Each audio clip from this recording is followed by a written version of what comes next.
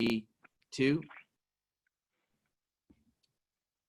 Hello out there, Cal U, and welcome back to the Vulcan Nation. I'm your homie, the OG, your host with the most, Ryan Barnhart, Director of Alumni Relations, coming to you from the Harvard on the Mon studios, aka my office. Today, on the Vulcan Nation podcast, the only Cal U podcast you should be listening to, we have Justin Leader, classes of 2005 and 2007. He is the Vice President for Business Development at Benefit Design Specialist. Justin, what's up, and welcome to the Vulcan Nation.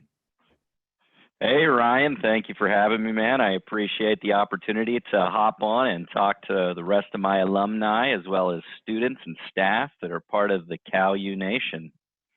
We are very pleased to have you, man. So give us a little bit of background about yourself and kind of who you were while you were a student here at Cal U. Yeah, thanks. I'm a small town guy. I grew up in Bedford, Pennsylvania, not too far from Cal U, and happened to kind of find my way there riding along with a buddy who was getting recruited for football, and happened to stumble around campus, kind of checking things out for myself. Met a guy who I think still at Cal U, Paul Burns. Yeah, who Paul. He was fantastic. He saw me kind of like walking around. He's like, "You a student?" I'm like, "No." He goes, "Well, you should be. Can I give you a tour?" Guy gave me a tour that changed my life. So before I knew it, I applied, got accepted, did all the financial work, got in. And at Cal U, I started out just like everybody else, not knowing what I was doing really. I didn't have a clear-cut direction for my path. I started out as a dual major in history, secondary education, and athletic training. And then I fell in love with science due to an anatomy class taught by Dr. Hess. And after that, I switched she was phenomenal, man. And no, she really is. She literally, she's my funny aside. She's my one of my research advisors for my doctorate program. I have to say that having had her at the undergraduate level and at the doctorate level, it's two different beasts. But nevertheless, she is a great professor. Listen, she wasn't easy either, but she caught my attention That is one way and to kept it. And somehow I sneaked by with an A, so I'm like, maybe I should do this. So I switched over to biology pre-medicine and ended up graduating with that degree. But while at Cal U, me, I was paying for college myself, so I was looking for some avenues to help support that. And I saw this opportunity for a free room and a paycheck. The only thing you had to do was become a resident assistant. So I applied, became an RA, and really just got ingrained with the Cal U culture and never looked back. I was one of those guys that never left campus, man. I was there year round, but ultimately it turned into a great educational experience. But then I worked for the university year round too, University Conference Services, and then later on as a grad assistant, I even was a GA at Heron Hall. So I got to, work out and help earn my degree, man. But and you studied under the legendary Chuck Bond over there, I'm assuming, yeah? Oh dear God, Chuck was phenomenal, man. He's the man. Between him and then Rick Delaney over in University Conference Services, I mean, both those guys were phenomenal to work with. But yeah, Chuck in particular, man, he ran a tight ship. No, absolutely. So after Cal U, obviously you embarked on your professional career. So tell us a little bit about what you're doing now as the Vice President of Business Development. That's, by the way, that's a very bougie job title. So congratulations on that. And what you do at Benefit Design Specialist in your capacity. Yeah. Thanks, man. So, ultimately I've carried and worn a few different hats, but the one thing that I kind of stepped away from Cal U and my experience there was the fact that I loved people and I loved helping people. So business development was kind of a natural fit for me. In my role at Benefit Design Specialist, I'm kind of tasked with a substantial job in restructuring the U.S. healthcare system. I work with employers coast to coast regarding what is their second largest overhead expense, their healthcare and employee benefits. I'm kind of an antagonist in the industry, going up against the health insurers and PBMs to fix a lot of what we see wrong. Currently, we spend like 3.65 trillion as of last year on healthcare in this country, 50% which is attributed to fraud and waste. So I get hired by people to come in, beat up all their vendors, and make a benefit plan that their employees can afford, and the employer can continue to provide healthcare and other services to their employees without going bankrupt. So you're doing the good work then, is what you're saying. I'm trying to at the end of the day. I mean, you try to build a legacy. I'd like to think I got a little legacy at Cal U, but I'm Absolutely. trying to leave some further Cal U love out in the real world with the work that we do. Yeah, I recall as a student, you're a little bit my senior here. I'm not too far there behind you, but I do remember that you were one of those peers that I looked up to about like how involved you were and just like the cool factor that you had while you were here as a student. So I was definitely a late bloomer, but I definitely tried to emulate you a little bit in that respect. So I appreciate you setting the example there early on for me, even if you didn't know it or not. So. I didn't know it at all, Ryan. Honestly, I felt like a giant nerd just trying to figure things out, but I think many people put on this guise that they know what they're doing. But, I had some great folks to help guide me. But above all else, I built some fantastic relationships there and friends that have lasted well into my late 30s now. No, that's awesome. So let's try to transition a little bit there. We already talked a little bit about like Chuck Bond or Rick Delaney, but while you're here, what kind of things did you learn here at Cal U that kind of built you? What did you learn or develop here at your time at Cal that helped you get to be where you are today and become the person you are today? Well, something that I took with me, right off the bat, and part of the reason I fell in love with Cal U was the classroom size compared to other universities. So coming from a small town, kind of intimidating walking into like a massive, university and whatnot. So for me, I felt that the education and the attention that I got was really high up there and great for me personally. So even in my biology classes, most of my classes were like 20 people.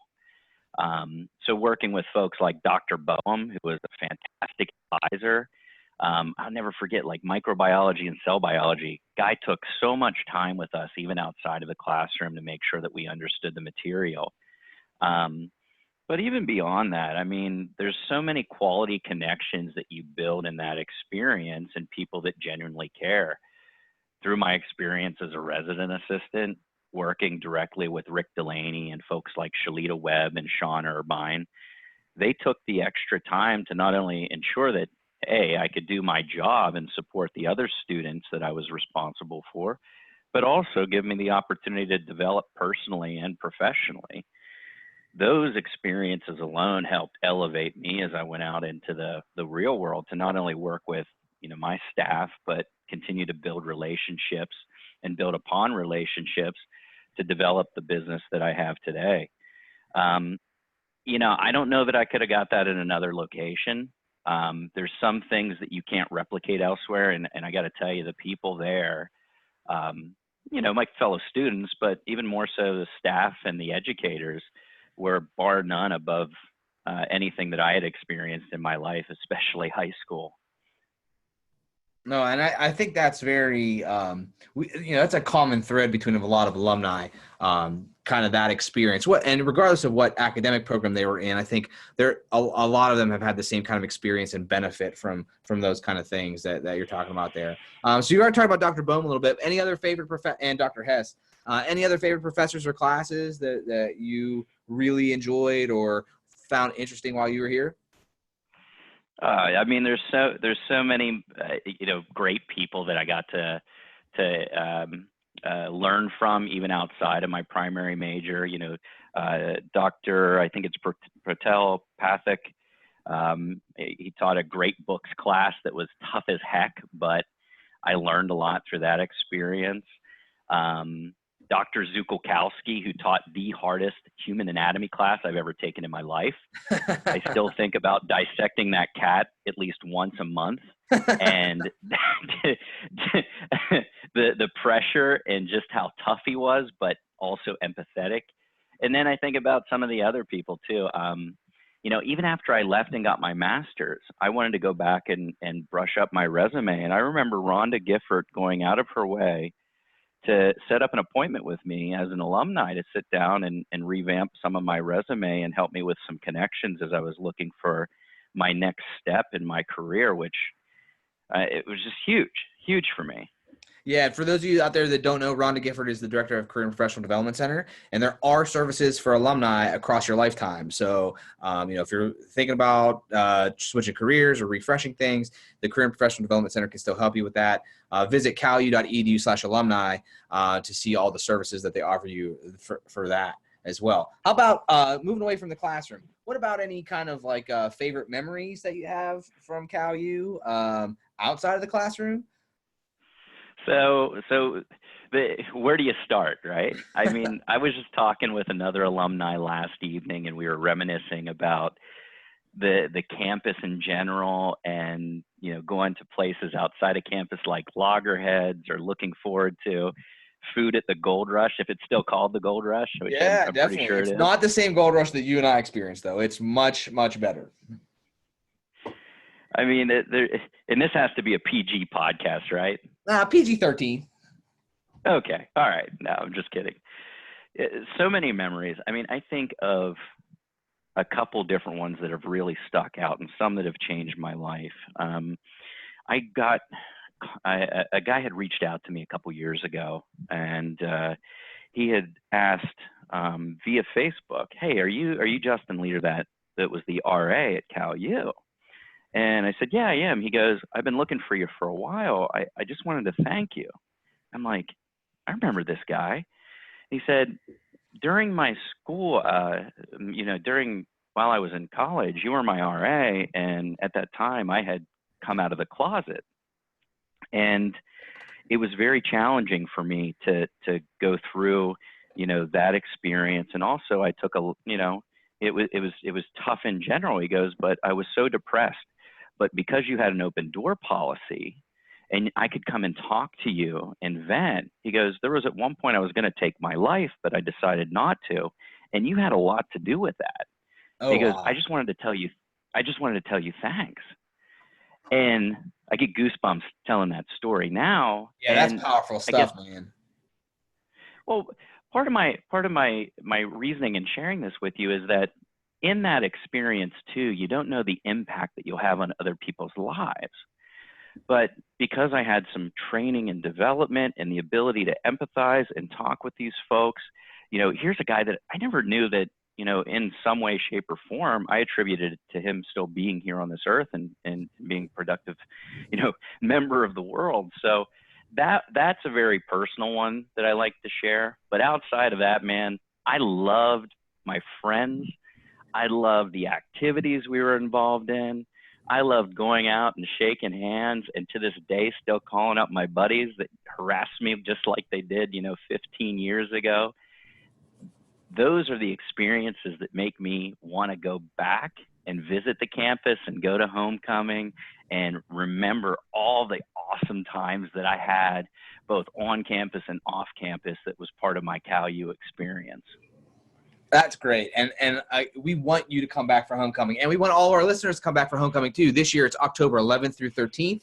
Make sure you get here, come home, and party with us. My favorite memory of you is also from homecoming and your lack of head movement. Oh, geez. Oh, God.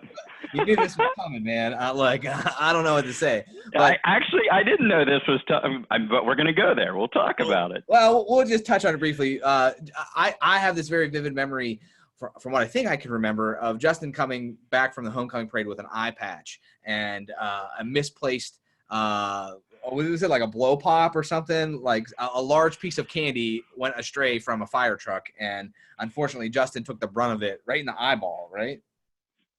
I think the front page of the Cal Times read, "Justin Leader is a real piece of eye candy." And please tell me you have that saved somewhere. Is that framed somewhere? It's somewhere. it's not framed, but it's somewhere, and I'll pull it out someday. We're gonna But have to get Jeff Helsel to frame one for you and send it out there. I'll share it with my kids, Oh yeah. So anyway, here's the disclaimer. It's homecoming. Everybody's having a great time. It was a lot of fun. Me, I was a target because here I am in charge of a dorm full of people. They're all my buddies. So ultimately, people throw out candy during homecoming, and we were having a little toss back and forth with some dum-dums. Well, it turns out I was the big dum-dum, and somebody threw a perfect spiral of a Tootsie Pop, and it hit me directly in the eye. So I was on bed rest for a week afterwards because I wasn't allowed to elevate my blood pressure, or I could have, did more damage to my eye. The long and short is everything worked out. My vision's actually better in that eye now than my other eye. Oh, wow. Yeah, so better than LASIK, eh? That's it, man. and thus ended your short career as a pirate. No, that's great. So any shout outs or plugs you want to give for benefit design specialists, for any of your Cal U friends, or anybody else you'd like to recognize? Now's your time to hijack the show. Man, listen, I gotta give some love to a guy that was like a father to me at Cal U, Rick Delaney. He was the centerpiece for my development in so many ways. The whole staff at Cal U as a family and as a whole, I cannot say enough. And as I look at my 2 degrees on my wall in my office right now, I have a humongous amount of admiration and pride for the quote unquote Harvard on the Mon, which I do not suggest swimming across the river. It's very dangerous and very difficult. Outside of that, really, the only other people that I'd give some love to, Ryan Jericho, who's out there, who I think is still involved to this day, continues to be a great friend, as you are, and many other folks at Cal U, Mike Ward, and so many folks that I've come to appreciate and cherish in my adult life as we start families. Outside of that, I'm easy to find and would love to connect with any alumni that are out there. You can find me on LinkedIn. You can find me on Facebook. If there's anything I can do to help you guys out and gals, I'm more than happy to do so. That's awesome. So all of our alumni and listeners out there, make sure you connect with Justin, and see what he can do for you. Especially if you're a business owner and you need health insurance benefits or programs, Justin's your guy. So, sir, I appreciate you taking the time to hang out with us here today. And I hope I'll see you back here on campus for homecoming. That's the plan, man. We're having our first kiddo here in 4 weeks or less. So, everything goes well, we might have a new Vulcan that we're bringing up in the world. Absolutely. We'll sign his letter of intent, that weekend. So that's perfect, man. I appreciate it. Awesome. Well, Justin, I appreciate it again. Thanks for hanging out with us today. All you guys in listening land, make sure, again, save the date for homecoming, October 11th to 13th, 2019. For Justin Leader, I'm Ryan Barnhart, signing off from the Vulcan Nation podcast. We'll catch you next time. Peace.